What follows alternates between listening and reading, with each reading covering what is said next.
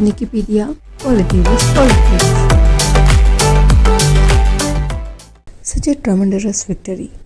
Firstly, జన సైనికులందరికీ నా Hartley congratulations. 10 years struggle, 10 years pain, 10 years అవమానం, ఈరోజు ఫలితం దక్కింది. What a plan, what a vision. పిచ్చోళ్ళు అయిపోయామంతా.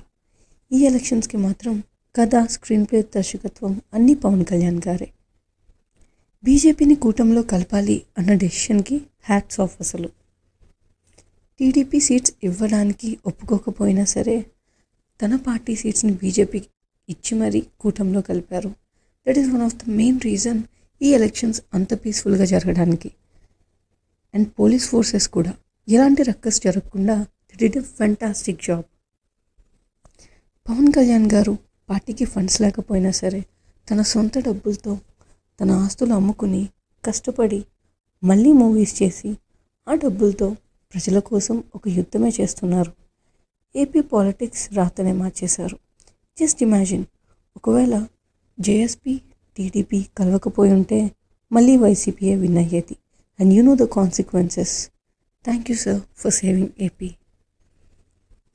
చంద్రబాబు గారిని అవమానించడమే కాదు, వాళ్ళ ఇంట్లో ఫ్యామిలీ వాళ్ళని కూడా మాటలు అన్నారు.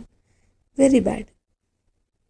అధికారం ఉంది కదా అని నోరు కంట్రోల్లో లేకపోతే పరిణామాలు ఇలాగే ఉంటాయి. 2019లో 151 సీట్లతో ఘన విజయం సాధించిన వైసీపీ ఇప్పుడు కేవలం 11 సీట్లు తెచ్చుకుని ఘోరమైన పరాజయాన్ని చూస్తుంది. ఇది చాలు మన డెమోక్రసీ ఎంత పవర్ఫుల్లో చూపించడానికి. ఇంకా రేపు మన ప్రమాణ స్వీకారంలో చూడాలి ఎవరికి ఏ మినిస్ట్రీస్ అలాట్ చేస్తారో, ఎవరికి ఎన్ని మినిస్ట్రీస్ వస్తాయో. I'm excited for the tomorrow's big day. ఆ తర్వాత మళ్ళీ కలుద్దాం.